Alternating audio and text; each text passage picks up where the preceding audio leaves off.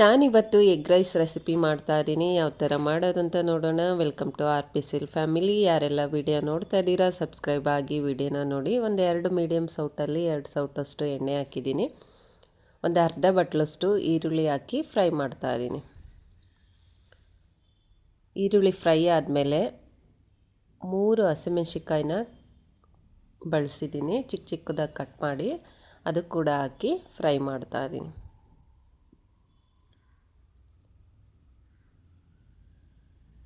ಒಂದು ಕ್ಯಾರೆಟ್ನ ನಾನು ಕಟ್ ಮಾಡಿ ಹಾಕಿದ್ದೀನಿ ಸಣ್ಣ ಸಣ್ಣದಾಗಿ. ಕ್ಯಾರೆಟ್ ತುರಿ ಕೂಡ ಹಾಕ್ಬೋದು, ತುರಿದ್ಬಿಟ್ಟು, ಇಲ್ಲಾಂದರೆ ಕ್ಯಾರೆಟ್ನ ಈ ಥರ ಸಣ್ಣ ಸಣ್ಣದಾಗಿ ಕಟ್ ಮಾಡಿ ಕೂಡ ಹಾಕ್ಬೋದು.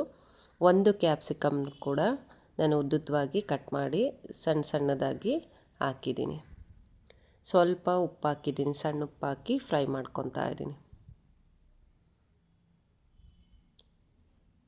ಇದು ತರಕಾರಿ ಎಲ್ಲ ಸ್ವಲ್ಪ ಚೆನ್ನಾಗಿ ಫ್ರೈ ಆಗಬೇಕು. ಒಂದು 2ರಿಂದ 3 ನಿಮಿಷ. ಒಂದು ಅರ್ಧ ಬಟ್ಲಷ್ಟು ಬೀನ್ಸ್ನ ಕಟ್ ಮಾಡಿ ಹಾಕಿದ್ದೀನಿ. ಬೀನ್ಸ್ ಕೂಡ ಫ್ರೈ ಆಗಬೇಕು.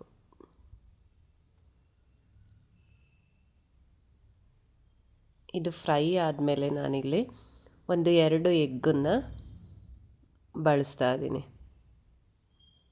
ಕ್ವಾಂಟಿಟಿ ಜಾಸ್ತಿ ಮಾಡೋ ಅಂಥವ್ರು ಜಾಸ್ತಿನ ಎಗ್ ಹಾಕಿ ಮಾಡಿ ತರಕಾರಿ ಎಲ್ಲ. ಮನೆಯಲ್ಲಿ ಒಂದು 2ರಿಂದ 3 ಜನ ಅಥವಾ 4 ಜನಕ್ಕಾದರೆ ಇಷ್ಟು ಹಾಕಿ ಮಾಡ್ಬೋದು.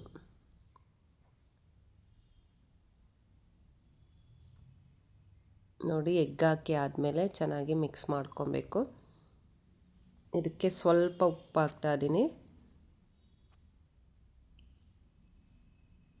ಇದು ಸ್ವಲ್ಪ ನೀಟಾಗಿ ಈ ಥರ ಚೆನ್ನಾಗಿ ಮಿಕ್ಸ್ ಆಗಬೇಕು.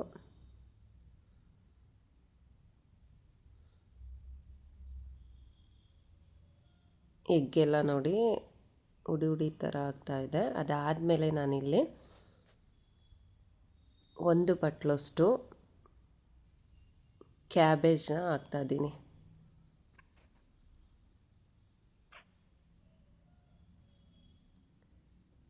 ಕ್ಯಾಬೇಜು ಲಾಸ್ಟಲ್ಲೇ ಹಾಕ್ಕೊಬೇಕು, ಯಾಕಂದರೆ ಅದು ಬೇಗ ಬೇಯುತ್ತೆ. ಅದಕ್ಕೋಸ್ಕರ ನಾನಿಲ್ಲಿ ಎಗ್ಗೆಲ್ಲ ಹಾಕಿ ಆದಮೇಲೆ ಲಾಸ್ಟಲ್ಲಿ ಕ್ಯಾಬೇಜ್ ಹಾಕ್ತಾಯಿದ್ದೀನಿ.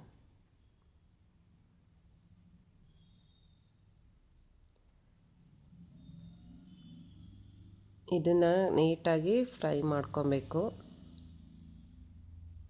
ನೋಡಿ, ಈಗೆಲ್ಲ ಚೆನ್ನಾಗಿ ಫ್ರೈ ಆಗಿದೆ. ಇದಾದಮೇಲೆ ನಾನಿಲ್ಲಿ ಖಾರದ ಪುಡಿ, ಧನಿಯಾ ಪೌಡ್ರು, ಸ್ವಲ್ಪ ಚಿಕನ್ ಮಸಾಲ ಹಾಕ್ತಾಯಿದ್ದೀನಿ. ಖಾರದ ಪುಡಿ ಒಂದು ಅರ್ಧ ಟೇಬಲ್ ಸ್ಪೂನ್ ಹಾಕಿದ್ದೀನಿ. ಧನಿಯಾ ಪೌಡ್ರು ಅರ್ಧ ಟೇಬಲ್ ಸ್ಪೂನು, ಚಿಕನ್ ಮಸಾಲ ಒಂದು ಅರ್ಧ table spoon, soya sauce 1 table spoon.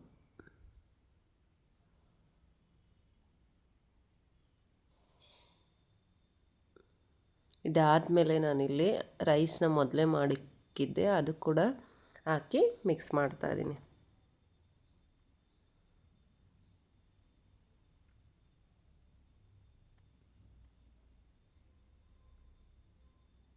ನೋಡಿ, ರೈಸ್ನ ನೀಟಾಗಿ ಕಲಿಸ್ಕೊಬೇಕು.